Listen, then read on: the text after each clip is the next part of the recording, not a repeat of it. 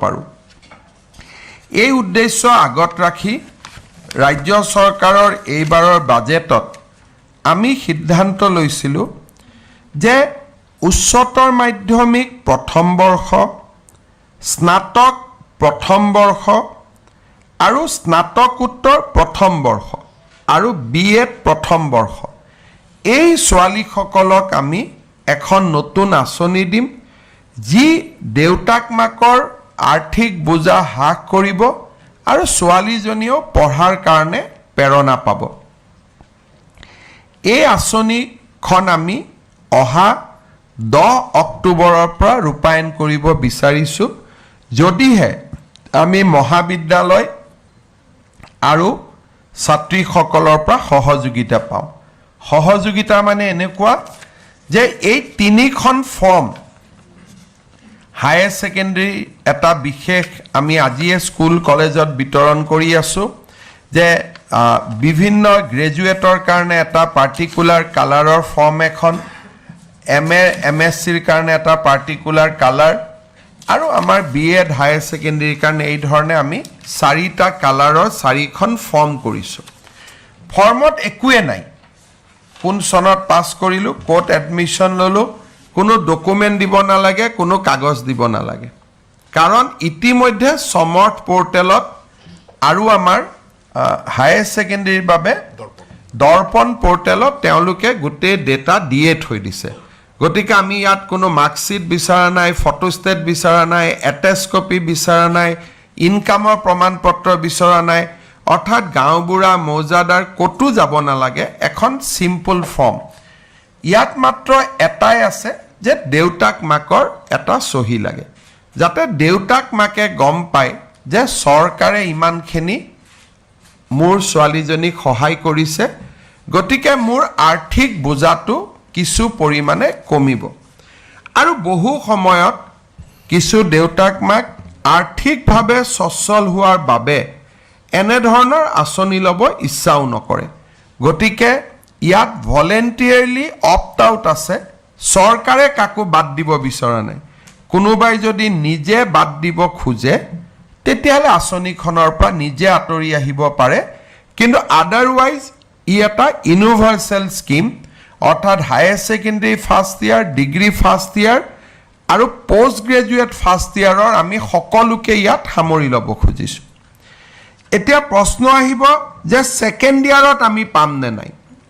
Second ইয়াৰত আমি পাম, তাত খালি সৰু দুটা আমি কণ্ডিশ্যন আছে যে ছোৱালীজনীয়ে এটা পাৰ্চেণ্টেজ এটেণ্ডেঞ্চ সদায় লাগিব, আমি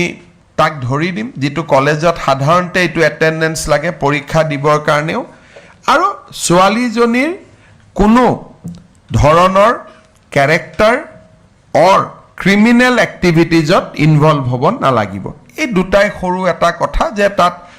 এটা কেৰেক্টাৰ চাৰ্টিফিকেট যে ছোৱালীজনী কোনো ধৰণৰ অবিদ্যায়তনিক কামত, যিটো আমাৰ সাধাৰণতে প্ৰিন্সিপালজনে দিয়ে, কেৰেক্টাৰ মানে সেই কেৰেক্টাৰটোত আমি যাব খোজা নাই, কেৰেক্টাৰ মানে অবিদ্যায়তনিক কিবা কাম কাজত আছে নেকি, যে স্কুলত ৰেগুলাৰ নহয়, কাৰোবাৰ লগত কাজিয়া পেচাল লাগিছে, যিটো আমি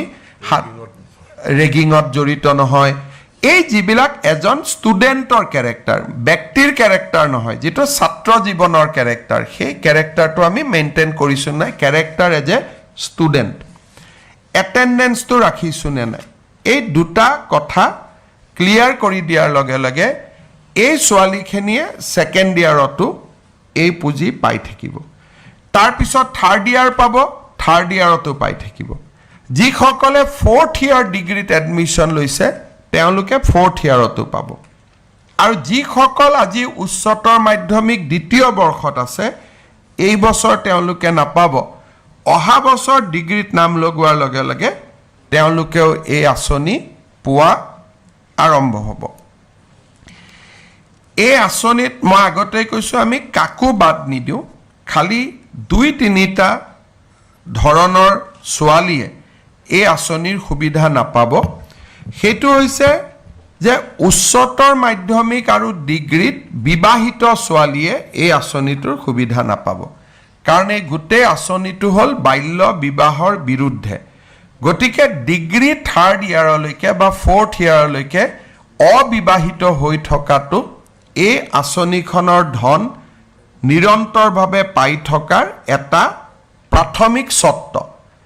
কিন্তু পোষ্ট গ্ৰেজুৱেটত যেতিয়া আমি যাম তেতিয়া আৰু আমি বিয়াৰ কথাটো আনা নাই অবভিয়াছলি ছোৱালী পোষ্ট গ্ৰেজুৱেটত গ'লে বিয়া হ'বও লাগে আৰু আমিও বিচাৰোঁ যে এটা নিৰ্দিষ্ট সময়ত তেওঁলোক বিবাহিত হওক দ্বিতীয়তে যিসকল ডেপুটেশ্যনত পঢ়ে বিএড বহুত আমাৰ শিক্ষকে ডেপুটেশ্যনত পঢ়ে অৰ্থাৎ চৰকাৰৰ দৰমহা পাই থাকে তেওঁলোকে এই আঁচনিটোৰ সুবিধা নাপাব কাৰণ তেওঁলোকে নিয়মিত দৰমহা পাই থাকে মন্ত্ৰী সংসদ আৰু বিধানসভাৰ সদস্যসকলৰ সন্তান এই আঁচনিৰ বাবে যোগ্য বুলি বিবেচিত নহব Get up to 10% off on your first flight booking. Download the Make My Trip app now. क्या अगर मैं बोलूं कि ऑप्शन ट्रेडिंग बहुत ही आसान है तो क्या आप बात मानोगे? नहीं?